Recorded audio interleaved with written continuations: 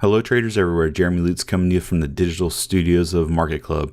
And the Federal Reserve and Fed Chair Janet Yellen are stuck between a stronger global economy and a lull in U.S. inflation. The Fed is expected to announce whether it will raise interest rates for a third time this year or back off until prices rise to a level that they are comfortable with. And they're also looking to announce, or traders are expecting to announce, a scheduled reduction of their big portfolio that they've acquired since QE had gone into effect, so we'll have to see what they announce today. Crude oil is also making a rise. Crude oil is also on the rise, trading above $50 today. The big move comes on the heels of news that gasoline stockpiles are at a 22-month low and exports of crude and fuels have surged. So with that, we'll take a look at where the markets stand, give you some key levels to watch today on Wednesday. Currently, S&P 500 is a chart analysis score plus 100 with green trade triangles across the board, trading at 2,507.26. Key level to watch will be 2,428.20. A move below that level would issue a red weekly trade triangle indicating a move to a sidelines position. Dow Jones currently trading 22,388.36 with a chart analysis score plus 100. Green trade triangles across the board. Key level to watch will be 21,673.58.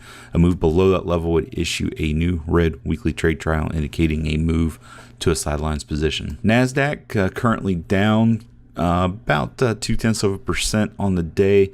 Currently trading at 6,447.52 with a chart analysis score plus 90. So overall, the long-term trend is still in effect and looking to head higher. The recent decline today on the Nasdaq is largely due to Apple, and we'll take a look at the Apple chart here in a second, kind of show you what's going on. Looking at the US dollar, currently trading at 91.51. Relatively unchanged on the day with the chart analysis score negative 100, indicating that overall the long-term trend is still down. Key level to watch will be 93.06. A move above that level would issue a green weekly trade triangle indicating a move to a sidelines position. Crude oil, here we go. We got to move up 1.5% on the day, trading at $50.77 a barrel right at the moment with the chart analysis score a plus 100.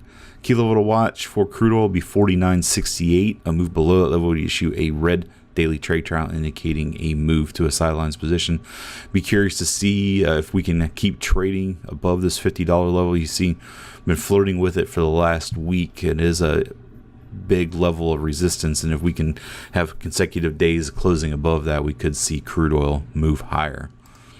Moving along to gold, currently trading at 1,316.50, up about 0.4% on the day so far, with a chart analysis score plus 65, indicating that overall the long-term trend is still up for gold, but weakening. The short-term trend is in a sidelines position with that red daily trade triangle that we had back here last week. Key level to watch for gold will be 1,324. A move above that level would issue a new green daily trade triangle indicating a move back to a long position for gold. And I thought, and as I promised, we take a look at the Apple chart, which issued a red weekly trade triangle today at 157.91, down about 2.3% on the day with a chart analysis score negative 70. This comes on news that pre-orders of the iPhone 8 are substantially lower than the 7 at the same period of time before the release.